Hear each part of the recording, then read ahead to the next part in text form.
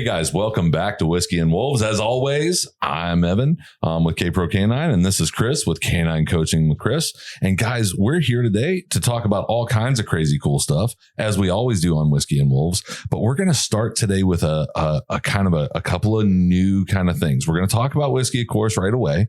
But then we're going to move into some other segments I think you guys are really going to like today. So I'm like really, really pumped. Today on the show, though, man, we've got this kind of special Glenlivet bottle, right? And so like Glenlivet's like a really regular scotch, you know. I drink it weekly. Man, we drink it all the time. Yeah. You know what I mean? Like it's one of our favorites, right? But this one I got excited about whenever I saw it. And I was like, dude, we got to do this on the show because this is the Fusion Cask. And what they did was they took Glenlivet and they popped it in rum casks. Right. And so it's kind of like, my marriage in some ways, right? Where like we've got a little American bourbon mixed with a little Cuban rum, you know what I mean? And my kid came out all right. Yeah. You know what I mean? Your kid's awesome. He's a nut, but he's a nut. You know what I mean? He's a nut, but he's good. Because of the mixture. All right. I can't maybe a little bit of a mixture, right? I'm pretty pumped about this. Dude, I want to get into it. I can't help myself, dude. I got to get over here. But while I do this, man, the next segment that we're doing, I think it's a good time to do this over some whiskey, bro. Absolutely. So what we want to start doing is what we call a buddy check. And any of you that are in the military or spent time in the military or law enforcement or anything else may be familiar with this term. A buddy check is exactly what it is, or what it sounds like is check in, see how you're doing. So how has your week been? And so what we decided to do is start our program with that while we enjoy this beautiful beverage. Oh, come on, man. Yeah. Get in there. But yeah, the buddy check's really, really important, right? Nice. So like we talk about 22 a day on a regular basis in our circles and in our community as veterans. And one of the things that veteran communities really instituted over the last, decade or so, maybe even more, is this idea of doing a buddy check where it's like, hey man, life gets hard for all of us after service. I heard somebody, once quote the idea that, PTSD is realizing you'll never be this cool again. Right. Was I that person? You might've been that guy. Right. But like, my wife or 45 other people that have told me that, right. Whenever I'm like, oh, I got PTSD. I'm a veteran. And they're very like, smart. And and they were like, oh, so let me get this straight. You're never going to be that cool again. And I'm like, I'm probably not going to be, guys. I know I'm not. But here's the thing, right? Is buddy checks are responsible for alleviating suffering in our friends. Right? So, and I don't want to associate this too much with whiskey and move past it like it doesn't matter, because it does. You brought up the 22 a day. That number fluctuates up and down, but whatever the number is it's real. And one of the things that we have learned through all of this 22 a day type of stuff and all the veterans we have lost is it's never the leadership it's not a leadership responsibility, right? It's the person sitting right next to you. It's your buddy. That is going through things that they don't have anybody to talk to. Yep. So if you can't talk to me about something, you're not going to talk to anyone about it outside of your wife, of course. Right. And so I think it's important that if you do have that friend that you're worried about, straight up ask them, hey man, how are you doing? Yeah. We talk all the time about, we kind of are each other's therapist in a way, right? Yeah, like our jobs are emotional. And we hold each other accountable to ideas, right? And I think good friendships, good buddyships, right, are like really important and integral that we do buddy checks. Like one of the guys that works on my team, he and I buddy check on a regular basis, right?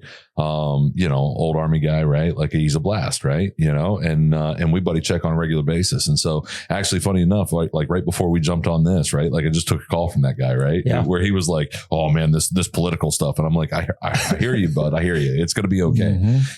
But like, no kidding, right? Like, buddy checks are massive, massive important, dude. So like without further ado, man, let's sample this shot of this. I mean, it's delicious, by the way. I already got in there a little bit.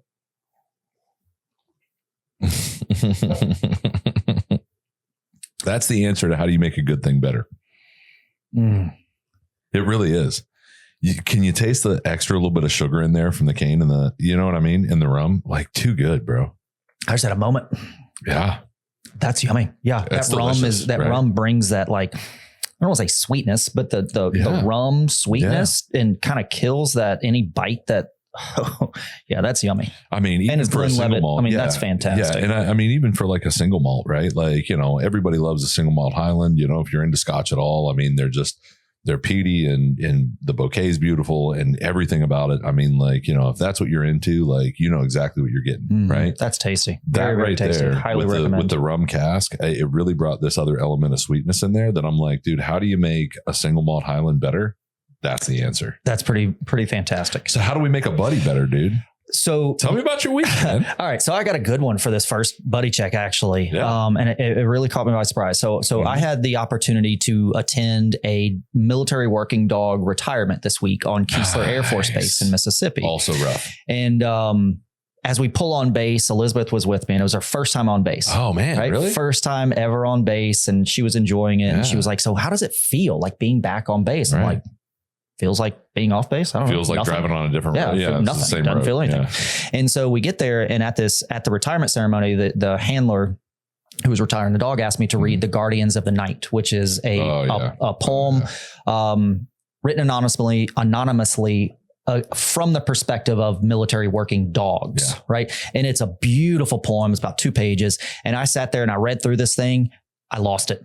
Oh yeah. I mean, I absolutely lost control. And I had to get up in front of, 200, 250 people there that were there watching this retirement. And I literally could not control myself. So I read this thing through about 6 or 7 times, trying to get everything out. Trying to get it done. Yeah. And like everybody's coming in and getting ready and getting their seats and everything. And I'm just a freaking You're a mess. Dude. Yeah. I mean, that was your life, dude. It didn't dawn on me until I read this poem and it hit me. It hit me hard, like a ton of bricks. And Elizabeth's just sitting there, bubbly and like, what do you need? What can I do for you? What do you need? Like, you're okay. It's okay. It was tough. Yeah. It was very, very tough. And those are one of the things that we just talked about.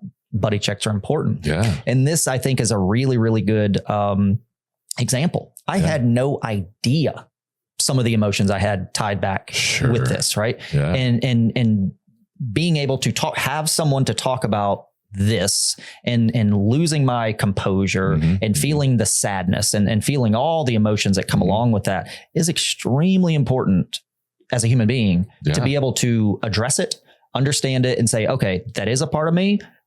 Now let's move on. Yeah. It's not the whole of me. It's a part of my experience. It's a part of what I've done. Right. But again, having that opportunity to have this dialogue with you, with our viewers. Oh yeah.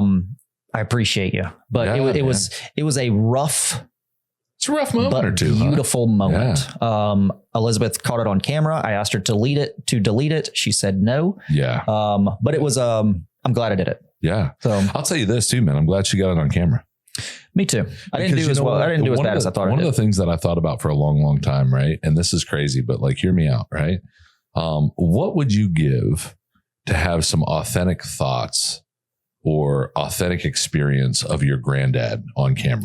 That's a very good point. You know what I mean? Thought about it I've thought about this. I've thought about this privilege that we have now, like really deeply for a while, where I'm like, dude, gone are the times in technology, as long as we stay here or forward, right? Like gone are the times in technology where we don't get to know our ancestors, I hope my grandkids one day, like sit down and this is as much a buddy check moment as anything, right? Like I hope my grandkids sit down one day and get to know me. They're going to get to watch your beard grow. They are going to get to watch my beard grow, man. You pointed that out this week, that this has been like an adventure of sorts, right? If you guys haven't recognized, go back and watch episode 1 and see where this man's beard is. Pretty clean, man. Pretty clean. Solid growth. Yeah. Yeah. And so like, and it's been trimmed twice. I can tell.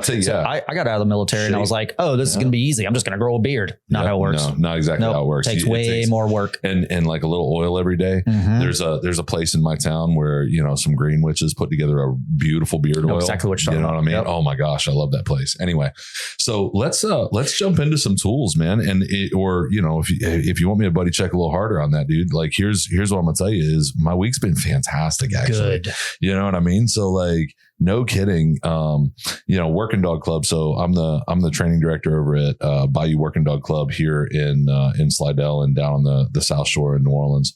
And no kidding, we had a crawfish boil this last weekend. And it was my second for the weekend because one of my trainers has family close by too, and they were over for family reunions. So Saturday we had crawfish boil, Sunday we had crawfish boil. It could have been worse. That is right? life. And so in Louisiana, we're in Louisiana right now, right? Yeah, absolutely. Yeah, okay. And so I know you sometimes traffic in Mississippi. I get it. Back and forth. But no kidding, here in Southeast Louisiana, there ain't no party like a crawfish boil party, right? So like, if you guys want to check that out, go over to Bayou Working Dog Club on Facebook. And it really is Bayou Working Dog Club on Facebook. And y'all are kind of hitting the ground running with that club, correct? Oh yeah, no. So I mean, that's a PSA, like focused club. So Protection Sports Association. Okay. Yep. Thank you. Protection Sports Association focus club, where we're teaching, like obedience and protection skills to dogs. And so far so great. I mean, like, I've got a couple dogs that are ready to go PDC, and we've been open since January, kind of like really working hard at it. And I've got a couple of dogs that, I've been working for almost a year informally, and formally for the last couple of months. And I think those guys are pretty ready to go, and put some titles on some dogs. So like, I'm really excited about what's happening with that. That's going to be a whole lot of fun to watch. But dude, I'm going to tell you right now, we party as hard as we work, right? So like, it takes anybody who knows, like, who's ever competed at a very high level of a dog sport knows that, man, it takes a lot of work to get your dog there, and it takes a lot of work to get yourself there. Yep, absolutely. What I mean? And I think Bayou Working Dog Club last weekend proved that we can party just as hard as, more than half the party ended up in my pond. You know what I mean? Just having a blast, That's amazing. Swimming and having a great time, and, just spending time together and building team. That's amazing. I'm only slightly hurt that I didn't get an invitation, but it's okay. I wouldn't have jumped in the water. I know. I know you wouldn't have, right? Is that why I didn't get invited? Probably. All right. Next time. I'm not going to say that. I don't swim with clothes on. Oh, so I would have jumped in. You know what, dude? We would have really turned it into a party. Hey, you know what, dude? I got news for you, man. One of the guys that was out here, he's from Holland, actually. He was skivs only, bro. Skivs only. So kind of man. Yep. It would have probably worked out just fine. All right, guys, let's get into the topic. Buddy check for the done. Day, right? Chris embarrassed himself. Let's move on. Yep. Chris with his out. Here we go. All right. So today we're going to talk about, three of the most leading tools that have a similar style of engagement with the dog, but are some of the most controversial tools, right? So like, there's a lot of controversy in tool use. Can you talk to like a little bit about that? So before we jump straight into what we're doing, we're gonna have a little bit of a series on tools, kind of like what we did with fear just recently in some of our last episodes. And we're gonna talk about all the different tools that are available to you as an owner and that are available as training tools to trainers. Yeah. And I think this is important because especially the ones we're going to talk about today, there are some misconceptions there. It's very easy to see these tools and see them as antiquated or as an archetype of some kind. Really. Right. Of being able to say things negative. There's a lot of negative things that have been said and are being said about the tools we're going to talk about today, which are a Prong Collar, the Starmark, and the Martingale Collars. Martingale. What did I say? Man, Nightingale. Hey, look, it's a Florence situation. She's That's sexy. exactly what it was. Right? Yep. So like, it's good. Sorry, it was Florence. Freudian slip. Freudian slip. Yep. All right. But there is a lot of negative talk about these tools. But if they're used properly, with like all other tools, as long as they are in the right hands and as long as they are used properly, they're terrific ways to communicate to your dog. Yeah, I would agree. I mean, like, I think the right tool with the right dog in the right hands makes a really, really effective situation for folks, where it clarifies communication. It doesn't muddy it. Right. Yeah. And when we talk about communication, I think it's very important to kind of take a little miniature step back and understand that we are communicating on their level, not on ours. Correct. They are not speaking or vocal learners. They can learn vocabulary words, but they don't learn in the same manner that we do. And that's why I think these tools are so important, and why it's important to match your dog with a tool, right? Yeah. Take a prong collar, for example. I think a prong collar is a wonderful tool for a dog that needs it. Sure. Right? Or not it needs a dog that can handle it, a dog that needs it, a dog that will respond appropriately to it. So talk to me about that a little bit. Sure. Like, tell me a little bit about what you mean there. Sure. So a prong collar can be a little more aversive, I guess is the word, right? It's going to get the dog's attention. I mean, it's going to drive home. Yeah. One of the Magnolia Ann, one of my dogs that I have, she is a rescue. She's a pit lab mix. She is a lot of dog. She's a lot of dog. A lot of dog. She's almost Malinois level dog. Yes. She's a lot of dog. She's got a ton of energy, but she also has a ton of fear. Yeah. Right. And so sometimes I use a prong collar with her when we're out in public. Yeah. There was a point, I'm not kidding. There was a point where I told Elizabeth, like, I'm not walking this dog again. Ever. Sure. I'm just not walking this dog. She took so long and she was so reactive and she was so fearful that she just needed that little bit of extra to say, hey, baby, I need your attention. Yeah. Right. And a prong collar was exactly what she needed for that, to communicate like, hey, no, I need you to pay attention to me. Yeah. Now you get a little dog in, I don't even want to go down to Chihuahua. We were talking about Chihuahuas. But you get a Chihuahua, that thing doesn't need that, right? So, man, I got a good friend of mine, right, that does some training over in Jacksonville, who's like prong collar for every dog every time. Why? That's a great question, right? And it would be a question that I would have for any trainer who made that assertion, right? And I think the answer is that prong collars aren't that scary. They're not. I think they're terrific tools. Yeah, I agree. They're not that scary. They look like a medieval torture device. I mean, we've got one here, right? I mean, like that thing is shiny and it's got teeth on it, right? And if you have somebody like Zach George telling you how scary it is, of course you can think, that's going to hurt. I mean? Yeah, that's got to probably suck, right? And like, oh my gosh, like it pinches the dog, and they call them pinch collars and stuff. And there's all kinds of reasons to be kind of weird about this tool, right? But what I'll tell you is, fit appropriately, it shouldn't pinch the dog. Those points should never come together, right? You're correct. It's not a pinch collar. Right. They should apply pressure, right, in a very even way. That's part of why we grouped all three of these tools together today, is because they all have this really distinct closure down here that you call a martingale closure, right? So like a martingale closure actually applies pressure in a 360 degree way. You know what I mean? And so whenever you're looking at that, right, it gets tighter like 360 degrees instead of just directionally, which sometimes like slip leads or choke chains can do, like directional pressure, right? Where like it's a little more slack on this side than on this side kind of thing, right? But like, I think if I were to answer that question for my friend, because that's not my choice either, right? The answer is I teach this through negative reinforcement only, which means I never teach people how to correct a dog on this. The dog finds the boundary for themselves. Right. Only. It's a self-correcting tool. Right. And that's why I love these tools so much, because it's exactly that. It's a self-correcting tool. And let's think about this for a minute too. Yeah, get it, dude. Get it. What does this look like? In a way, right? What is this going to remind a dog of? Teeth, bro. Exactly. Teeth. You see where I'm going? What is a mom dog or lion or bear or wolf or anything? What do they do when a puppy needs to be corrected? Man, they pin them. They grab them and they use them. And so the beauty of this is it hits on those instincts. So you don't have to do a whole lot of work. Right. Right. You're hitting on instincts that are there, and they just like, yep, nope, got it.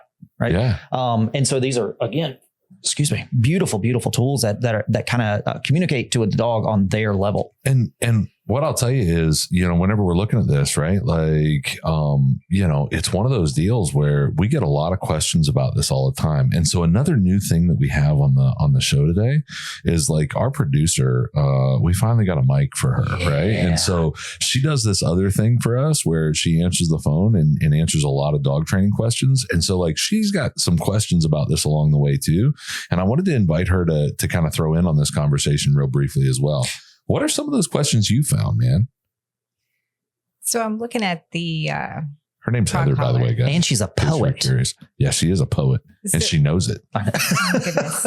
All right, sorry. All right, so I'm looking at the Prong Collars. You guys were, holding it up and stuff. Yeah. And that one looks very nice and sleek. Yeah. But sometimes at like Petco and, just random dog stores, I see ones that look a little bit more. They're super chunky. Yeah. Yeah. They're a little bit more chunky. Like, what are you looking at whenever you're looking at like one that you're going to use? Like, not necessarily brand. Oh, so 2.25, 3.25. Question. Fantastic question that I would have completely overlooked. Yeah.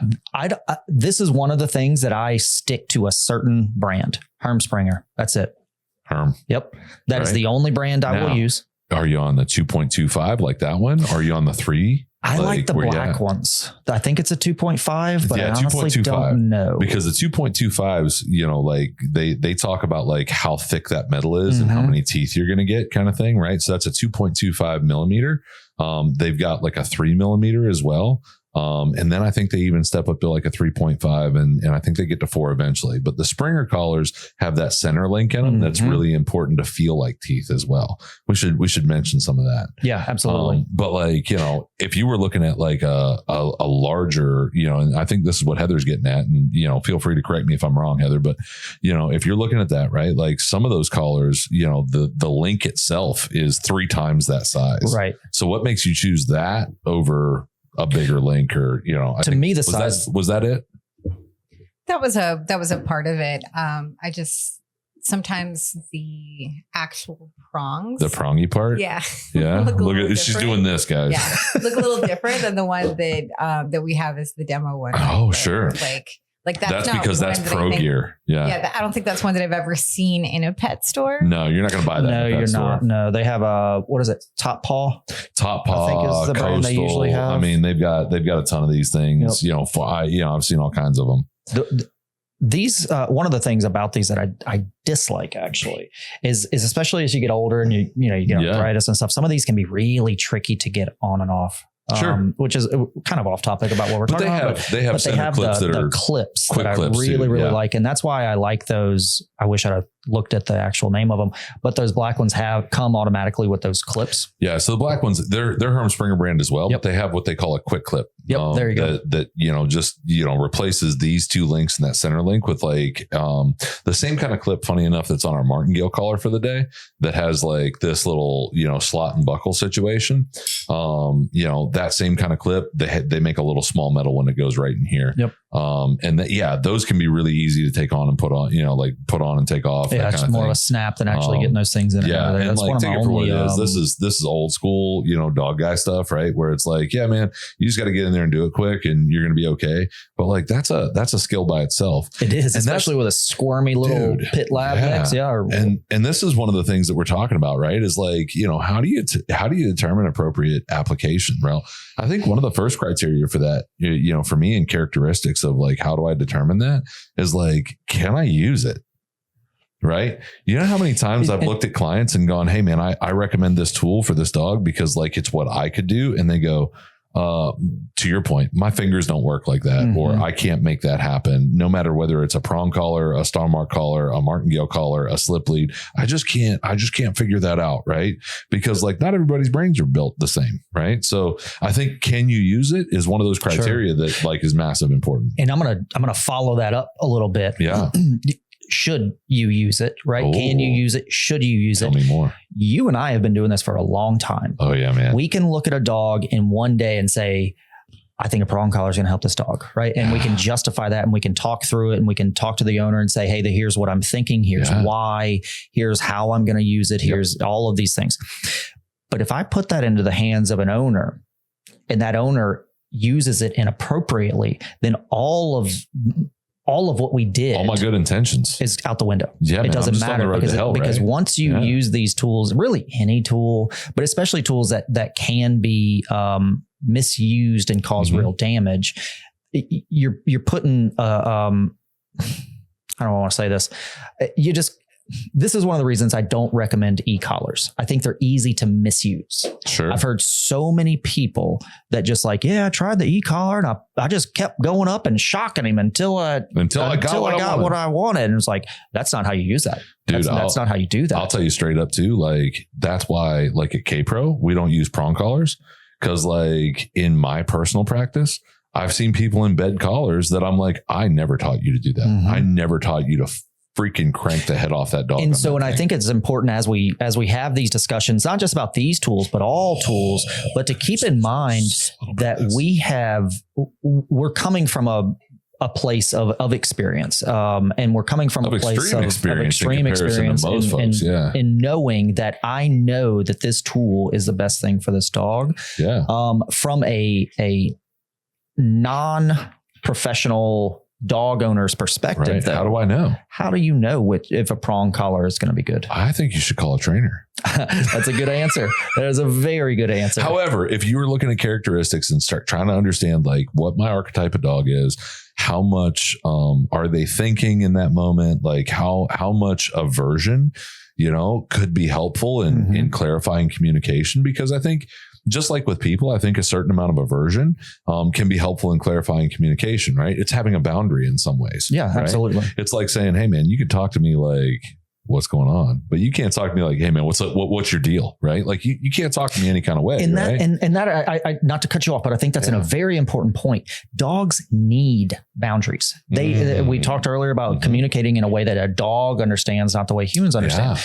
Dogs need boundaries. I heard something really cool the other day. I want to share with you. I had two medical doctors come, wife and husband, come and pick up their dog last week. Oh, sure. If y'all are watching, give Bruno a hug for me. Oh, high five, Bruno. But one of the things they said is, what kind of dog was, very quick, what kind of dog was Bruno? He was a doodle. I watch you on social media. He was a doodle. He was a Was he black and white? He was the black one with the shaggy hair. I think he was a wolfhound mix. Yeah. Amazing. Gorgeous dog. Oh my God. I love that dog all much. right. Moving on. Anyway, Hi, Bruno. But one of the things she said is, what's the very first thing that you do when you get on a roller coaster ride and they slam that thing down? What do you do? I pee a little. Yeah, okay. What do you do? I check it. Oh, you check that shit. Check okay, it. Okay, yeah. And I just pee a little. Here's the thing. That's a boundary. Sure. Right? You want that boundary to be solid. You want me on that wall. You need me on that wall. I agree. Sorry, man. Marine Corps just it flows out of me. You got me. It's not my fault. Sorry. But I'm done. Are you? Dude, you want to go? We just call it a day, man. We're laughing too hard. No, it's too good. But no, for real, you do. You check that stuff, don't you? You do, and that's what dogs do. Dogs test their boundaries, especially when they're puppies. Well, puppies 6 months to 11 months. Yeah, they get to 12 months old. They're teenagers. Yeah, they're testing boundaries, but they want the boundary to be there. Yeah, right. Dogs they want a net to catch them, don't they? Yes, they don't want to be in charge. Yeah, dogs know that we should be in charge, but if they test those boundaries and they're not there, then they start to think that they have to protect themselves, right? Because they don't have a leader. Because if they don't have an advocate, they'll self-advocate. That's how I say it. That's how I say it. Beautiful. If your dog doesn't have an advocate, they'll self-advocate, right? And that's where, in my mind, a lot of reactivity really stems from. I was having a conversation with a lady earlier, right? Where I was like, hey man, like if you're not advocating for your dog, like, then your dog has to self-advocate. And she went, oh my gosh. That's a beautiful way to say it. And I went, what are you talking about? And she goes, oh, he really does have to do that all the time. And I'm like, yeah. And she's like, oh, so like if I just kind of stood up for my dog, maybe some of this reactivity would cease. And I went, oh man, did I just give away the store for free? I might have, you know what I mean? But like also like, yeah, like that's the real answer is like, if you advocate for your dog, you drive security into their lives. German Shepherd owners, we are talking to you, man. Anyway, but like no joke. And sometimes a prong collar or the right tool helps us even be an advocate for them in setting boundaries for them where it's like, hey, that behavior puts you on a different schedule of either punishment or reinforcement, right? So, like if the dog is figuring out that like if I'm holding the leash static, for instance, right, and the dog has like a defined amount of space from me, and I've been training that way for a while. This is how we train a lot of our leash mechanics at K-Pro sometimes, right? Is that we have like a really defined metric by which we go, hey, you got like 4 to 6 feet, bro. That's what you got, right? Like figure out how to stay close to me. You know what I mean? And that's kind of what I was talking about earlier. Like we have a process to introduce this tool. Yeah. And we reward a lot. No, I was getting into that process just a little bit because I know you mentioned it, right? So, but we reward a lot for getting it right. You know what I mean? But there is from time to time with certain dogs, right? A little bit of boundary that they find for themselves and find a little bit of negative reinforcement. Now, negative reinforcement sounds bad because we said negative, but sometimes it's what we take away from the scenario, right? When the dog puts all that pressure on an aversive piece of gear, right? Because like I stopped moving, but my dog's still lunging because he's reactive, right? That's that dog finding the boundary for themselves. If I stay static and I'm not, cranking on the dog, right? If I stay static, the dog learns through what we call negative reinforcement, where like as the pressure of the collar goes away, you can stop this. Right. The dog's reinforced for its lesser reactivity. Yes. You know what I mean?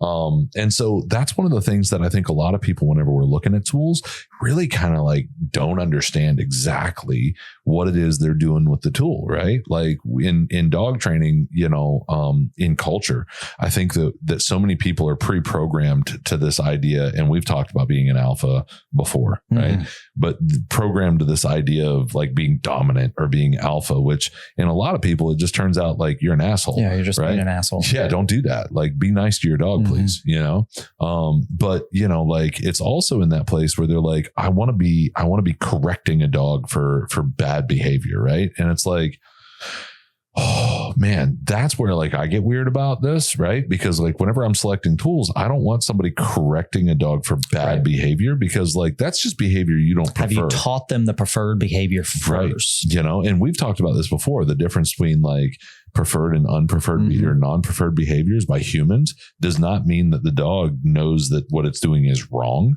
right? And that's like a really important engagement here, right? And so like at our company, right, like we don't, because our company's a little bit larger and we've got a little bit more, like a little wider net to cast than, like a boutique situation like yours, which you're afforded a little bit more freedom, right? Because like it's you and your clients, right? Where I'm like, it's me and a bunch of friggin' trainers and our clients, right? We don't use Prong Collars at K-Pro, right? Like we're on a really solid Lima ethic with certified, council certified professional dog trainers, where like everything we do gets walked into that if we have to go there at all. Tell me what Lima means. Yeah. So Lima is least intrusive and minimally averse, right? So like we don't want to be, essentially what it does is it induces you to look at everything that you do and go, am I being a dick? Because if I'm being a dick, I should not do that. You know what I mean? Like that's the question that like for me, at least that's the way that I distill it in my brain, which is I'm like, dude, am I being it? Or a better way to say it is, am I being fair? You know what I mean? Like, I like am I being better? But yeah, it's probably better. But like, am I being fair to the dog? Right? Like, did I look at this and go, hey man, I've tried all of the options that would lean away from conflict first, because if I have, then this is the next logical step, right? But it really induces that ethic in trainers to go, are you being cool or not? So, and I think one of the things I want to piggyback on something you said a few minutes ago about how it's used. Some people may be able to look at this and be like, oh, so you're talking about the carrot and the stick, and this is the stick. No. Absolutely not. It's not. Say more, dude. So what you said earlier was beautiful, right? If we're on a leash walk, I'm so excited about and this right if I'm on a leash walk with a dog and that dog decides to run and lunge at a cat, dog, squirrel, person, whatever it is. Yeah. Okay. I'm not going to follow you, right? I'm not going to let you lead me because I'm in charge of this walk. I'm not going to sit there and no, I'm not going to yank on you. No, I'm going to sit there and let you do what you want to do. Right. And you're going to sit there and get that negative consequence, as you said, right? Right. It's going to happen. I mean, like, you're going to have a consequence that's just of your own making. And dogs are problem solvers, right? They're scavengers by nature. No. You like that one? Yeah. So they don't want, it's called pain aversion, right? And this is going to make them uncomfortable. So they are going to figure out, how do I stop this from happening? Right. Well, you stop this from happening by looking back at me and seeing that I'm ready to give you guidance and support when you're ready. So here's the next question. Is this compulsory? Hold on a second. Heather's got a thing, man. She's waving over there frantically. It's time for a little break, guys. Oh, it's time for a break. Hey. This is where our sponsors would come in. I know, right? Hey, sponsor. Right? But hey, guys, we're going to take a quick break and we're going to be right back after this. Thanks. Cheers. And we're back. Hey, listen, guys, we've just been off a little bit, just doing our own thing over here and goofing off, right? So, Chris's old lady's in the studio now and we're having a blast, right? So like, it's a good day. And by the way, can't recommend enough. If you're into whiskey, bro, this fusion cask situation, next level. That's very, very yummy. Yeah. Right, and so, Elizabeth is technically my old lady since I have a motorcycle. I knew it. I knew it the whole time. You can't call Heather your old lady because you don't have a motorcycle. I used to have a motorcycle. I sold it to start my business. It was a good investment. You like that old lady? It was a good investment. I tried to tell him the other day to sell his motorcycle to me. Anyway, long story short, right? I'm like, dude, I'm just saying it's more my size. It is. It really is. I got to get rid of that thing. It's big. It's big, That's dude. a big bike. It's like a big bike. Dude. Yeah, it is. And nice Harley though. Man. I'm big on the inside. I agree. I'm going to drop it. All right, here we go. So the last thing that we were talking about before break was like whether or not we thought like, you know, like the gear itself was really super compulsory and aversive, or like, you know, how are we using prong collars like to really help dogs understand life around them? So can you talk to me a little bit? Like, I'm going to ask you this question. Sure. Like, so from your perspective, when you put a prong collar on a dog, what is your baseline intention in like really engaging that level of communication with an animal? Sure. So, and we're going to talk about slip leads later on. For me, the way I train Different episodes, personally slip leads, yeah. as canine coaching with Chris, I love a slip lead. But if I'm going to use a prong collar, this is a dog. I'm envisioning a dog that just needs a little bit more communication. I would agree. He doesn't need me to whisper. He needs me to talk. Oh, right. And so this is a way to talk to this dog rather than whisper. Tell me the difference between whispering and talking? Oh, buddy, you know how I whisper. Oh, I know you. You've heard me whisper. Oh no, I've heard. I know whisper. you have a baritone voice, in, but in like I my got little that ear whisper over here. Yeah, voice. no, you sure do, bud. All right. Again, making it weird. So now we got to talk. Yes. And so this is a way to talk rather than whisper and so to communicate to this dog. Right. And it gives that dog just a little bit more of a disincentive because what we're doing is we're incentivizing future behavior when we train, right? Hey, do this thing and I'm going to do this for you, right? I really like that. I say the word sit. You put your cute little butt on the ground. Wiggle butt. I give you a treat. Yep. Right. This is teamwork. This is how we do this. This is dog training. Yep. We also have to de-incentivize behavior. Hey, please don't do that again. I don't like when you do that. So to avoid, harsh corrections, actual physical corrections, you can use a tool that does that, corrective action on your behalf. And again, as we talked about before the break, this is not a tool that you're going to sit there and yank a dog on, right? We're not talking about a choke chain that you see some people using that just yank them, hit them. Man, no, I'm telling you, I've seen a lot of people use it this way. There's someone in our environment that uses one exclusively. We're not going to talk about our environment. We're not going to talk about They must have the power to do things. What did I just say? I'm sorry. That was cute. But this is a way for that dog to test those boundaries, as we said, and make the decision on their own. Like, oh no, this isn't worth that. Because let's be honest, right? If you're cranking a dog around on a prong collar or even a Starmark, right? Because like we haven't really talked about this a lot, but a Starmark is like this other kind of alternative to a prong, which still has the same kind of engagement, right? Where like, hey, like we want them to hearken back to mom correcting them around the neck, right? Like this is really clearly teeth that kind of, come together. But again, properly fitted where they're a little snug fit, right? Like they never come together. So it doesn't pinch either. And a Starmark collar, even has this like really built-in safety that I really like for my clients, where every one of these things comes with like a really solid safety, right? Where like you can't break the safety that they send with you. But these links almost make it so that you cannot abuse a dog on this because you'll break the collar before you try to crank it off. Right. Their so neck, if you're trying to crank them, they're just going to snap off. Where you may embed something like this in a dog's neck, this is going to break. Well, and I've seen dogs, not to get too remorse, but I've seen dogs with like, oh, there's a prong collar mark. Oh, there's a prong collar mark. Yeah. There's a prong collar mark. Yeah. Right. And so these tools can and take it for what it is. About 5 years ago, like Starmark, I think changed their manufacturer location, and for a little while, these guys came out a little sharper than they should have been too, right? And I'm like, oh, there's an old school Starmark mark, and here's one from that time period, and here, like I've seen the same thing, right? So you got to be careful what tools you use, but like the baseline intention for me is to help clarify some of the static is the way that I think about it in the dog's brain, that frenetic energy, that place where like things get really wild. Well, dogs are energetic creatures, right? And it's very easy for their energy just to keep going. Yeah, I agree. Third law. What makes a Starmark not a prong? Oh, what makes a Starmark not a prong collar? Solid question, right? The way they're manufactured is slightly different, right? And so like the way that they communicate is also slightly different.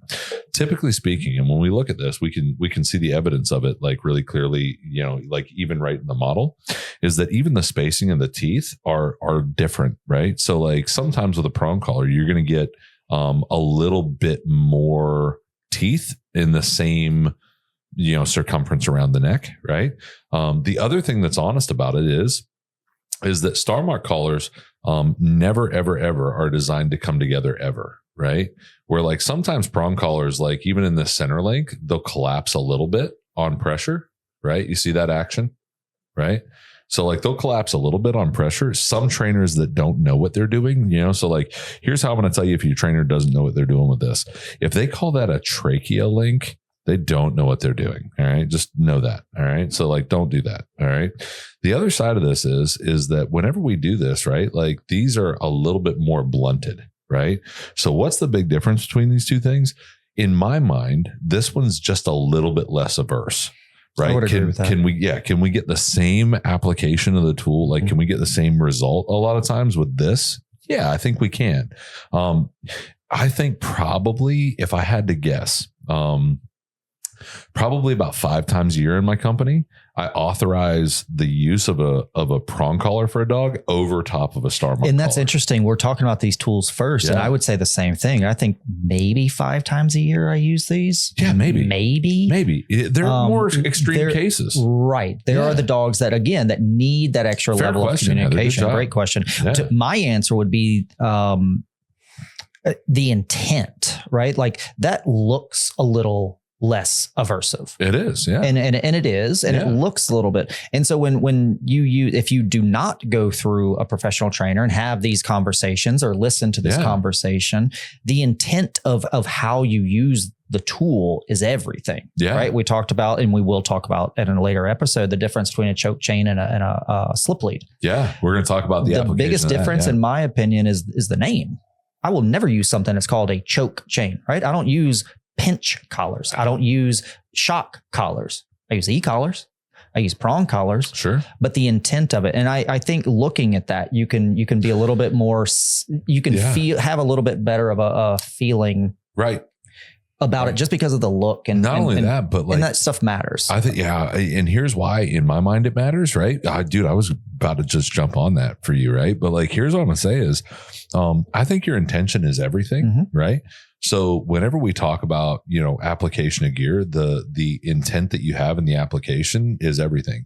I can put a flat buckle collar on a dog and crank his freaking head off if I really want to. Sure. Or a harness, right? Yeah. And this is where like a lot of the vitriol around tools really like kind of falls flat for me. Right. So like whenever I listen to, the Zach Georges of the world or the Ivan Balabanovs on the other side of that conversation, who, like sometimes looks at, e-collar ideas and goes mad, like a Justin Rigney issue, right? I'd like that lightning bolt to fall from the sky and like change the dog's behavior, right? And it's like, okay, I mean, yeah, you can use these things very compulsory and you can have a great effect to that, right? Like creating one-time intense associations. But if you're a regular person, you have neither the training, time, or skills to apply these things, right? Timing is everything. So one of the things that I look at young trainers all the time, and I'm going to look directly in the camera for this and go, if you're a young trainer, don't give people tools that can be misused, right? 100%. Teach and technique that like you can replicate in your in your trainers, right? Because like, especially if you're doing private sessions, right? Like you're building trainers next to you, right? They may not be at your level and they may not be professional, but like you're building trainers. It's what we do in working dog clubs. It's what we do across the globe is, we look at folks who are dog enthusiasts and every dog enthusiast is a trainer in their own right. You know what I mean? Are you a professional trainer? No. So like, don't use things that you don't quite understand would be the other portion of this this that I say, right? Like if you look at that center link on a Herm Springer collar and you're like, oh, that's the trachea link. It's so that we can cut off their air with that. Okay. You're an idiot and you should shut up and sit down. You know, other than that, right? Like there are lots of good applications for these tools where like, you know, with a really well bolstered education can really be helpful in rehab efforts for dogs. Agreed. I was at a rehab facility, and I'll leave this one nameless for, you know, purposes of the episode, right? But like I was at a rehab facility some years ago, and I got into a really interesting conversation, right? Because, you know, all of dog training is ethics at its bare minimum, right? Yes. I got into this conversation where, you know, the question was like, well, if I could strike a dog with lightning one time and do the work of 10 sticking your fingers in a light socket issues, right? Like, why wouldn't I strike that dude with lightning one time? Right. And I'm like, oh, that's a really great question. And it leans into bioethics, right? And like whether we're into palliatives or, you know, like how this whole thing works out, right? And what I'll tell you is I want to use the least amount of force possible. I want to least amount of aversion possible, right? And so if I'm using least averse, you know, like methods, right? Like least intrusive, minimally averse, right? Like I want to make sure that what I'm using is appropriate for the level of behavior. Because again, to my friend in Jacksonville who goes, oh, I put a prong collar on absolutely everything. And you went, does a Yorkie need a prong collar? And that person might look at you and go, yeah. Yeah. And look, and we sat and had lunch last week and talked about a trainer in the West. Oh, right? Yeah. In West, Arizona, yeah. who exclusively uses e-collars. E-collars only. And to me, that goes to objective training over subjective training. You're not training the dog in front of you. We talk about that all the time. Agreed. What we're talking about here is we are looking at this dog. Right. And understanding that this dog needs this tool. Right. Right. And that's different than just saying, nope, I use prong collars. Right. And so how do you make the determination? I've got an answer for this. So I'm curious how you do it. So this is a regular Martingale collar, has the same closure, the same action that these other two collars have, right? The exact same kind of an idea, right? Just no teeth, right? How do you personally make the determination to move from this to this, or even possibly jump to this? Because like we make some calls on the ground as dog trainers. Like, how do you personally? I've got an answer for this, I think.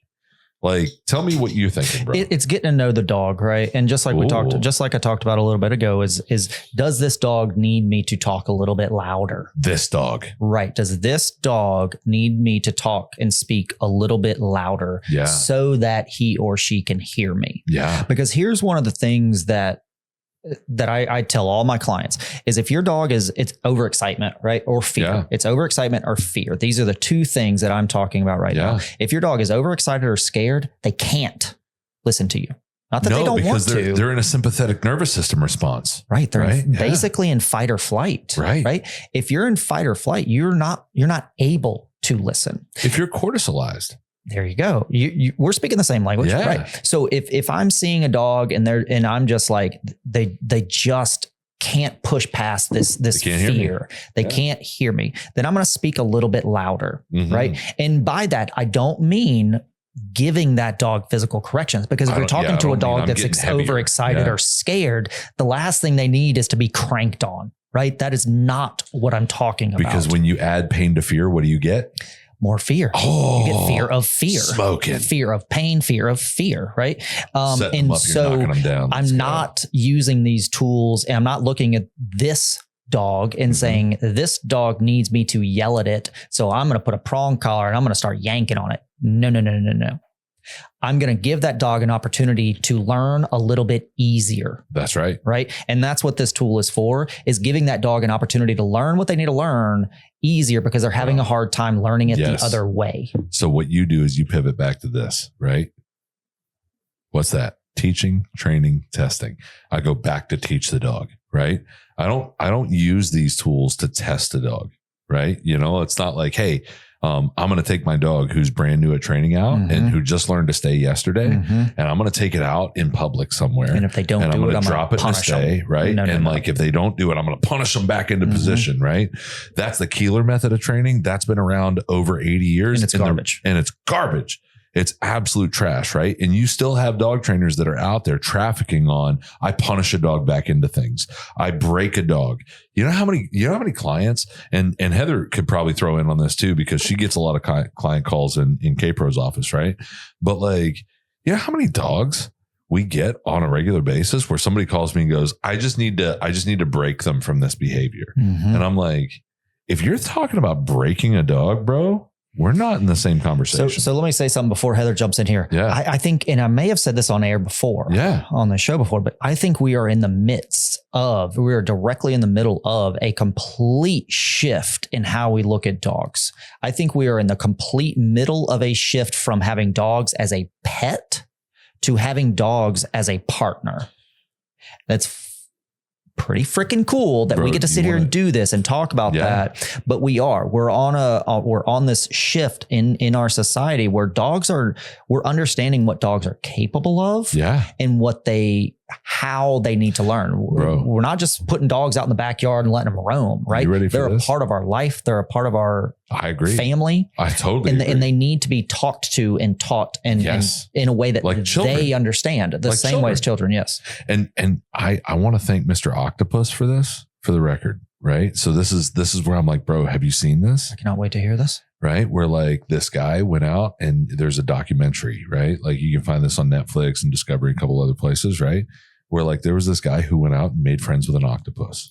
I did see that guy. Okay. Yeah. Right. So like I thank Mr. Octopus for this because that's one of those other places. Yep. Octopuses? Octopi. We don't say octopuses. That's an HR they're violation. Actually incredibly intelligent. But they're massively intelligent, and science now thinks, oh, they have sentience. And we went, oh yeah, they do.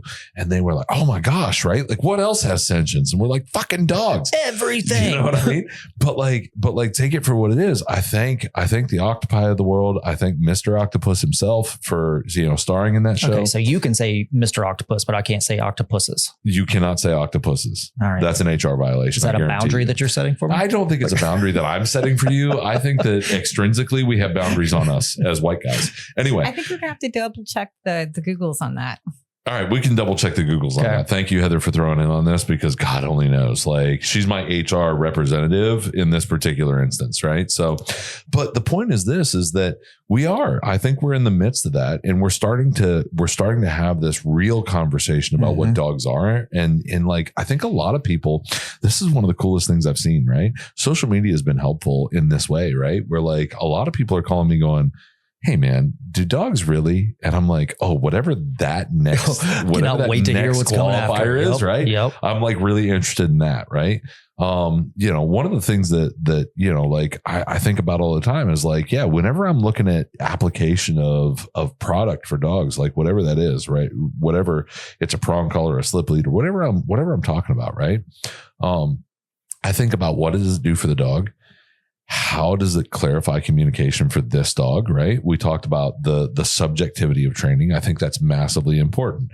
Do I need to take a bulldog who sleeps, 19 hours a day, and throw him in a piece of gear that, is going to communicate from their perspective as a yelling voice instead of hey man, like we should do this instead?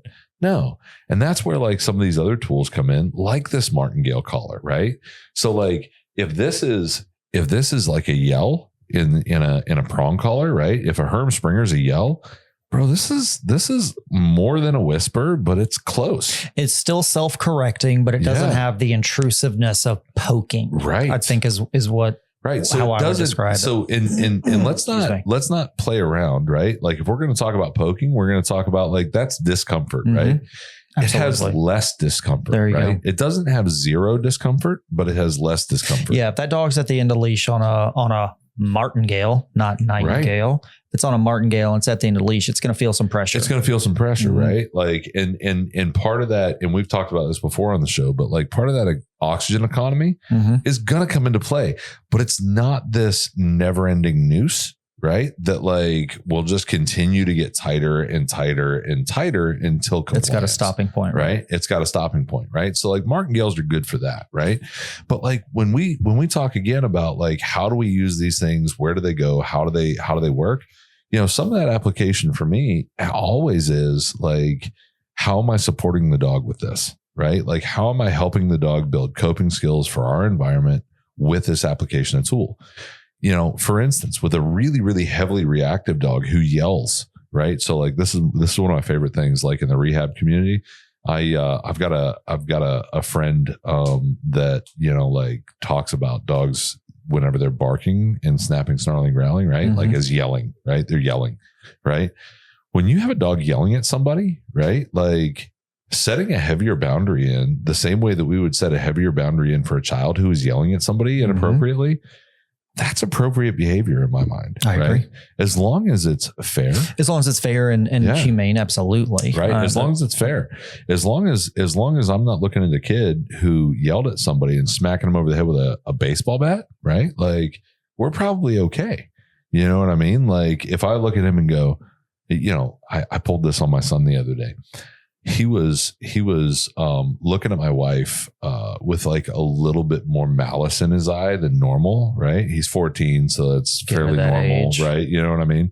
But he was looking at my wife with a little bit more malice in his eye, and he was speaking very sharply to her, right? But it was on that edge between like, oh, we're going to intervene or not. You know what I mean? And I just looked at him and I did this. I was like, don't talk to my wife like that. And he went, oh. And I'm like, oh, because that's different, isn't it? You just taught him a bunch of lessons. Right. But like, that's a different thing, isn't it? Right. You know? And I'm like, buddy, don't talk to my wife like that. I think about dogs that way sometimes. For the record. Yeah.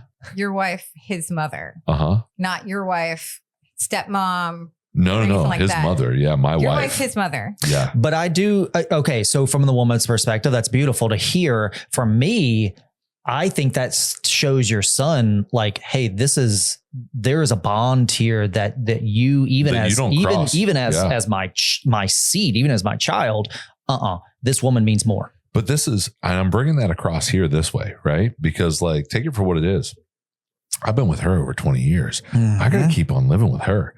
You little son of a gun are going to be around here for another 5-6 years. And then you're going to go F off and have your own one of these, right? Like he will treat her with the same amount of respect that he just saw from that example. Right? Yeah, if the world plays out the way that the world normally plays out, and this is normative, right? Don't get me wrong, right? Like I'm not advocating for this is the only way, right? Love who you love. I'm here for it. Right. But yeah, I'm like, bro, that one, like in that way that husbands and wives join, that one kind of belongs with me, not to me, but with me. Right. Like, so hear me out, right? Like you can't talk to her however you want with me present. Right. Because like, I'm going to have an emotional response there. Dogs are also going to have an emotional response to some of these things that happen in their environment. And that's my point is sometimes I would give that level of correction to my son, a martingale level of correction, where I'm like, hey, buddy, don't talk to my wife like that. Right. Now, as a man, you heard that and went, maybe that's a Starmark, bro. Right. But like, because like as dudes, we're like, oh, that's a bigger correction. Right. Like a lot of ladies might go, hey, that might be a little bit less because you just talked to him. Right. Like you didn't actually intervene in any real physical way or anything like that. Not that I would or wouldn't. Right. But like if I walked over old school style, right? And I'm talking about old school style. This is not a thing that I've done or would do, right? Necessarily. But if I walked over to him like whenever I was a kid, running my mouth to my mom, right? My stepdad walked over to me and cracked me across the back of the head and was like, knocked that off and kept on walking, right? Like that's different, right? Like that's a prong collar, maybe level of yelling into that scenario, right? So like when we talk about dogs that yell, sometimes we got to yell back so that they can hear us because their yelling drowns us out, right? That's where I talk about static in the brain, right? Is because their yelling is drowning us out, right? They can't actually think through that time, right? The same way that like, I just want to make sure that I'm fair, right? So like even with my son, right? And my son is the first one to tell you, I'm not a dog dad. Look, dude, just because I told you were a good boy doesn't mean that you're a dog. All right. Like that means you're a good boy, you know? You say it the same way you say it to the dog. Don't talk to me like that over there. All right. Hey, I have a question though, by the way. Well, okay. What's your question? Right, so there's actually 2 questions. No questions for you. Yeah, because one I've been holding on to for a second, waiting. Oh, for a 2 questions. But anyway, we'll just jump in. so, okay, whatever. Let's go. First time we give Heather a mic. This is what she does. She waits. All right. Anyway. Do we wait? Do we get a button to turn her mic off if we need to? We No, don't. I can turn you off. I got. Boy, did that backfire. Son of a bitch. Wah, Yeah, wah, so wah. I'm looking at the collars and the way you guys are describing it, and I understand using vocabulary, but Mhm. also like pressure to a certain extent. And I feel like, and I just want to make sure I'm getting it right. I feel like the martingale is like, you know how whenever you're walking with your kid, and I mean, okay, ours is 14 now, so maybe when he was 7, and you walk around holding their hand, right? Yeah. But you're in a crowd, right? We live in Louisiana. We're not too far from New Orleans. If I'm in Yeah. the middle of the French Quarter Thank you. and it starts getting crowded, Yeah. right? There's a little bit of urgency that I'm going to squeeze his hand a little bit more and try and pull him out of the situation. But there's a different kind of urgency whenever I put my hand on his like elbow or his arm and pull him out of the situation there. And I feel like the martingale is the holding your hand urgency, and the prong is more of the grabbing him by the, and not snatching him up. That's a different thing. But like, Yeah. Don't get just snatched up. holding Bro. him by like, you know, his arm where it's a little bit more sturdy. It's a little bit less his choice about whether or not I have him, which might sound bad. But again, we're talking about in the middle of a crowd. I'm trying to urgently bring him out of something that might be overwhelming. Man, that's a good question. Wow, that's an interesting take. What do you think about that, Chris? I'm gonna pour some more whiskey. Pay no attention Please to me. do. Yeah. So what I would, where my mind goes with that is when I have clients like, yeah, I got out of training last week and I went to this dog event and my dog went nuts. I'm like, okay, well, you didn't prepare, right? You didn't prepare your dog for what's coming. Ooh. I think that one of the things that maybe we have skipped over in this episode is when we're talking about these tools. Yes, we as professionals have this procedure and this plan that we're following. If you are not dealing with a professional, if you're just like, I think my dog needs a prong, Sure. don't put that dog on a prong collar and go out to the dog park. And don't walk through PetSmart, right? Don't put that test before you teach. Yes, that's a better way Yeah. to say it. Yes, Yeah. put that prong collar on and establish those boundaries that like, hey, bud, these are the rules, right? Like if I put my hand on your shoulder, to your point, right? If I put my hand on your shoulder, that means I want you to pay attention. But it means we're in some stuff. we're heightened, right? Yeah. So with these tools, I think it's very important to say like practice before you play. Right. Yeah. Give that dog an opportunity to learn what this boundary is Low and stim what this environments. boundary Yeah. means and what it means to them and how to take that negative, how to be more secure, right? How to take that pressure off. Yeah. Again, to your point, how to take that pressure off to where we feel better as a parent or as a trainer Yeah. before you go out and put them into a situation where it's like, all of this stuff. We could probably do a whole episode on just that idea of like being proactive instead of reactive is kind of what I heard. Right. And I may have went on a different additionally- route than where you were thinking, but Yeah. But additionally in that place where it's like, I want to make sure that, not only am I being fair, right? Because fairness is fairness, right? Like, it's like, hey, did you prepare that person for that question? Right. You know, like I remember a couple of years ago, I've only ever really been in one lawsuit in my life, right? That I won because like I was being a regular driver and somebody hit me. Like it was like, hey man, like I got like a problem, right? And like, you know, I need this lawyer to help me fix it because I got bills, right? So, I mean, that's life, right? So like as a Juris Doctorate yourself, like you get the point, right? Like, hey, listen, man, like sometimes people just can't fix everything in the law for themselves. So I've only ever been in one lawsuit. During the course of that lawsuit, I had to engage a deposition. Before that deposition, my lawyer called me and prepared me for the deposition, which in all honesty felt like cheating. preparation is the key to success. Right. And so like, I want to prepare my dog before I throw him in the deep end. I don't want to just put a tool on my dog and think that it's going to fix my dog.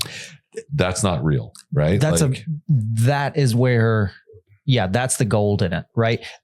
These tools are not, these tools are not an answer to your problem.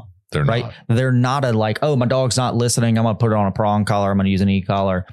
That's not the answer. No. Right. This is a way to communicate. If you're not building the relationship, you're not working on building the relationship, these aren't going to work. 8 days a week, right? Like I get this call, right? As the master trainer in my company, right? Like I get tagged in on a lot of client calls, right? And 8 days a week, I get this call that goes, man, I've done everything.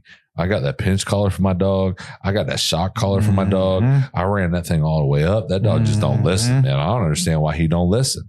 And I'm like, he doesn't listen. He's terrified. He doesn't listen for a couple of reasons. But number one, your dog doesn't understand the value of your words, right? So like if you get smacked, right, on the back of the head, right, for just walking in a direction, did you understand what you were supposed to do?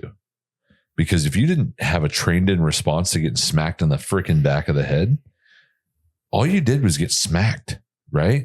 And so like, that's the other thing about these tools, right? That we have to think about across the board, right? Is that communication style of, in this case, like getting 360 tighter, right? Like, imitating mom's bite, right? Like all those things have a communication style with them that imbues the dog or imbues your communication with the dog with a certain amount of understanding, right? So like part of the reason that Prong Collars, freaking Starmarks and Martingales kind of work is because like we position those things so they go around the back of the neck of the dog. They're not pulling into them, right? Like they go around the back of the neck of the dog and they really like get in there and simulate mom's correction, right? If we're not doing that, like we're not leveraging the tool either. We're just teaching the dog to play away from pressure like you're on a soccer field, right? Like that's not really helpful to building meaningful communication. And so like while we build that meaningful communication, like, teaching the dog that, hey man, I'm the answer to turning that off. Like it's not a big deal. These are the things that a lot of people are missing whenever they skip the dog trainer, right? And they go directly to the tool, right? Which to me is like a bigger issue because when you go directly to the tool and you skip the person who gave you the information to how to use the tool properly. And again, look for a certified professional dog trainer, somebody with a lot of cred in their background, somebody with a lot of, reviews and results, right? Because like not all dog trainers are the same, but when you look at that, right, like understand that like, we want to make sure that we're building relationship and we're not tearing it down. And I want to jump on that and something we've missed. Yeah.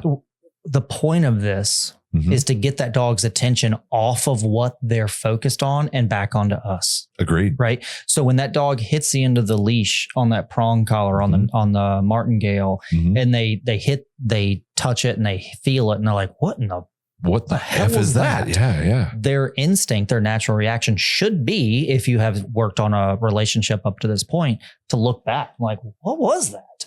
That's your chance, right? That's your chance. Come here, buddy. I can help you, right? I'm here for you. I'm here for guidance. I'm here for support to stop you from doing that, from stop you from feeling that, right? And that's that discomfort. That discomfort is leading them to making the right decision. The right decision is to looking to the person that is in charge, the person that is in charge, and that is there to give them guidance and support. But it's how our society's built. A lot of people look at dogs these days and they want to excise them from our society. I think Zach George wants to excise dogs from our society. If you ask me, right? He wants to what? Excise them, right? Like pull them apart from society and hold them to a different standard, right? And I'm like, bro, in a society like ours, right, where we have zero tolerance for aggression, zero tolerance for violence, zero tolerance for things that predators do, right? Because these are opportunistic predators. Let's not forget. When we have zero tolerance for those things, we want to excise them from society. We want to pull them apart and hold them to a different standard. And I'll go a step further. I think we have a lack of respect. I think we have a lack of respect for what dogs are and what they bring to our lives and what they need. Yeah. Right. We can't just make them fit into our box. Agreed. Right. You said 8 days a week. 8 days a week, I get a call saying, I've had labs all my life. This isn't like any lab I've ever had. You haven't had this lab. Right. That's right? You haven't had this dog. You ain't had this one. This dog is not set up for this society. Yeah. This dog is not set up for this household, right? This dog does not communicate the way that your other dogs did. Bro, I got think about a 12-year-old, 13-year-old kid that's still pottying in his bed, right? It just, everybody learns differently. Every person and every dog matures differently. Every dog learns differently. Well, take it for what it is. Even in my house, like genetically speaking, I've got a dog that tests out with alleles, and and I'm not a geneticist, so help me out. But like, if you're a geneticist and you're in my comments, thanks for being here. I'd be pumped if we have a geneticist listening to us. Anyway, but like, look at this and think that, think to yourself this, right? Like, I've got a dog that lives in my house that is a breed of dog, right? That has over a 10% wolfiness quotient on Embark, right? Which they describe as ancient genes that have made their way through from wolves, right? Mm-hmm. So technically speaking, I've got a purebred dog that in my mind is like almost 10% wolf. And that plays a part in his being. Yeah. Who he is. Different. She is who she is, right? Same breed of dog, male dog in my house, right? Like 1.5 wolfiness quotient, like does not go pull blackberries off of wild vines and eat them, right? But the one that does have a 10% plus wolfiness quotient eats berries off wild vines, eats raw potatoes, raw potatoes out there in the yard. They're scavengers. I mean, anything that she will 100% scavenge everywhere. She'll eat everything that she can put her hands on, right? And I'm like, oh, you're different, right? And so just because I've had that breed of dog doesn't mean that I get that same breed of dog every time I get that. You know what I mean? Like, we have, to your point, family within that litter, the parents. She's somehow an anomaly. They've all had their regular testing done, and she's like, she's the only one that aggregated that way. And that's interesting. So it's really interesting. I think just like in families, Mendel's little T's, right? Every dog you get is, we watched Gabor Mate. You ever heard of that guy? No, I got to do that. You gotta look him up. Yeah, we were supposed to go to New York and watch him this week. We had to cancel, but he was talking. You're gonna go to New York? I want to go. We were gonna go. We got crawfish boil actually, which you're not invited to. Oh. Talk about a throwback. Does that hurt your feelings? No, you would be invited, bro. Like, I just thought you were busy. I'm sorry. But he had he talks about childhood trauma, and he was asked this question. I'm like, well, what about children who grew up in the same household? And immediate is like, no child grows up in the same household as their sibling. Immediately.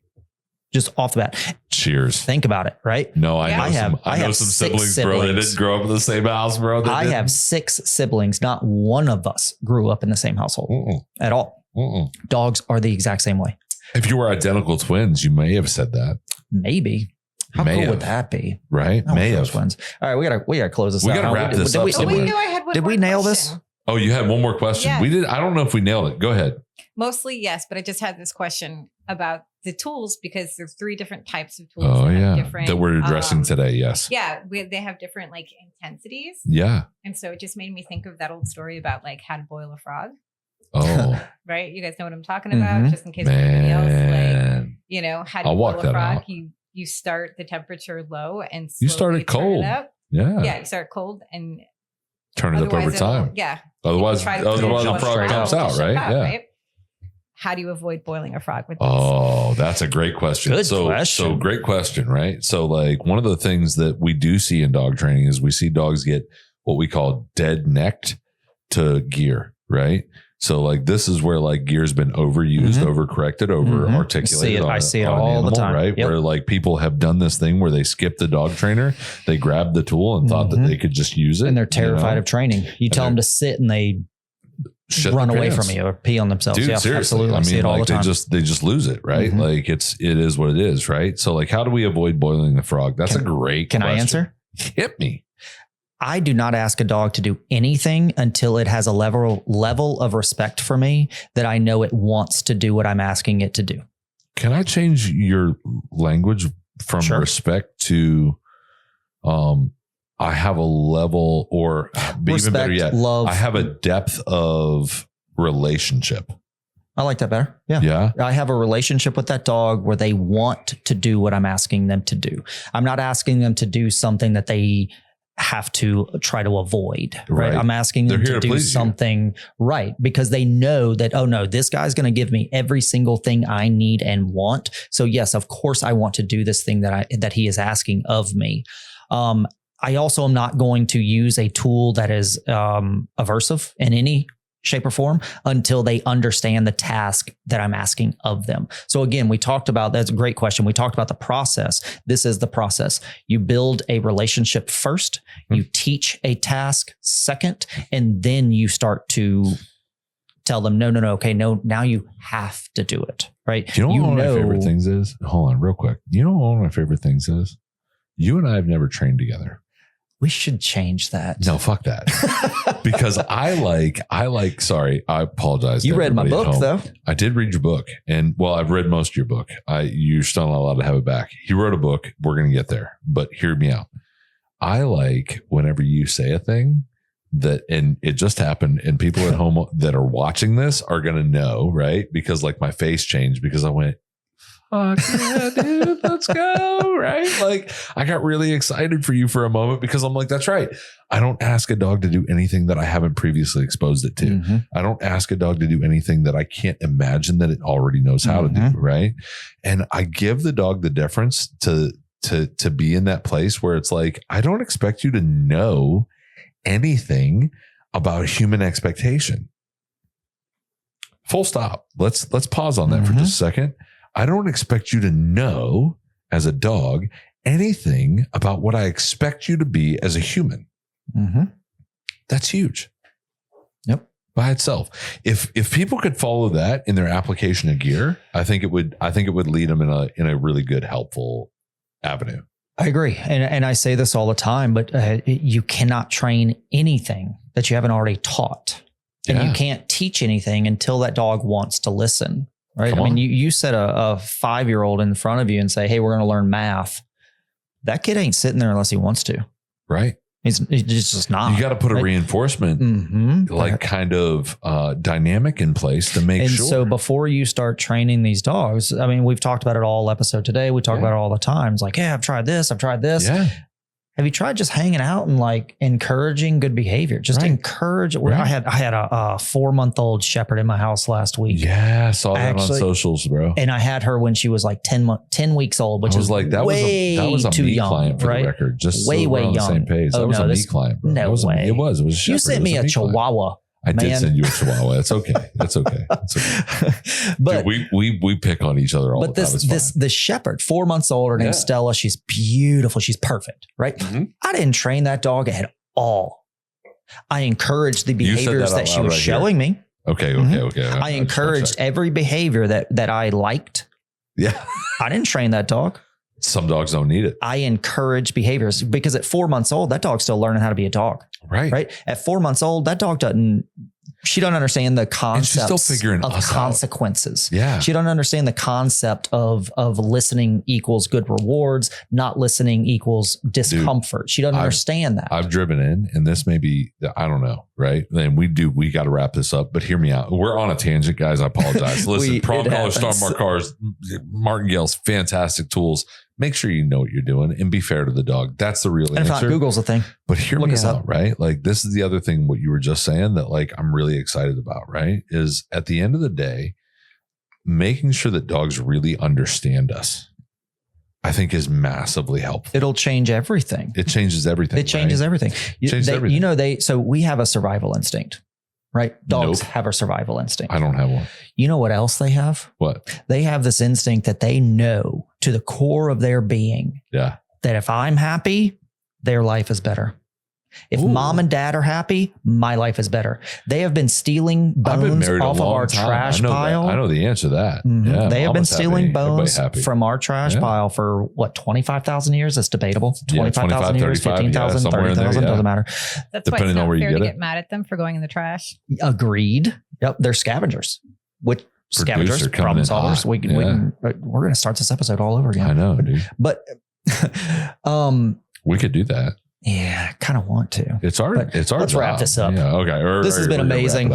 Dude, it was a good time. And here's the big deal though, is like, and we're going to talk about some of these other tools and how they integrate with dogs, right? So like just as a quick summation, right?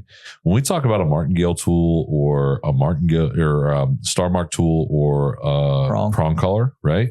Like we're talking about tools that engage dogs in a really similar way where they concentrically get a little bit tighter whenever we pull on the leash, right? That communicates with the dog really specifically, right? And in most of the time, we encourage people to put that action ring right there underneath the chin, right? Because underneath the chin, more specifically, centers that interaction right there across the back of the neck of the dog, which is where mom would have done it too. Right. So like, those guys that are out there that are like, oh man, put that thing behind their neck. What they're really teaching that dog is to play away from pressure. Right. Don't get me wrong. My dad was a soccer coach. There is like real value in playing away from pressure. Right. Like, however, see, I wish we would have brought this up. I am in disagreement. Oh, hit me, bro. I'm in disagreement. Dude, we're wrapping up. No, that's a whole other episode. Yeah. Oh, no. Hold on. I want the disagreement in this episode. Hit me. I disagree. We're using these tools to add a little bit of discomfort. I want them to feel the discomfort. I want them to feel it where it's most sensitive. So I want it up near the ears. I want it right around here where it's most sensitive, right? I want it right there where they're going to feel it so that they can jump to it. It's sensitive and they're like, oh no, I don't like that. Okay. And so it's quicker. So on the other side, and this is why I thought I could wrap this up pretty quick because like I knew that I would hear Chris and go, oh, we're not that different, right? But what I want on my dogs is I want that to wrap from ear to ear, right? And so it goes around the back of the dog's neck in that same position, that high collar position. Which they do have the tendons back here on their neck. Exactly. Right? And underneath the ears and a bunch of other stuff that we can kind of leverage to help dogs understand how to turn that pressure off. And in my mind, it more closely simulates that mom engagement. Yes, but you're avoiding the opposition reflex portion. Right? Opposition reflex. If I push you, your instinct is to push back. So if they pull forward and they get in their this tension, they automatically want to. But I'm not pushing go the back. opposite I'm way. changing direction. No, but they are. No, they're not they're either pushing I'm in. going the other way. They're pushing in and getting that pressure. So automatically they want to go away from the pressure.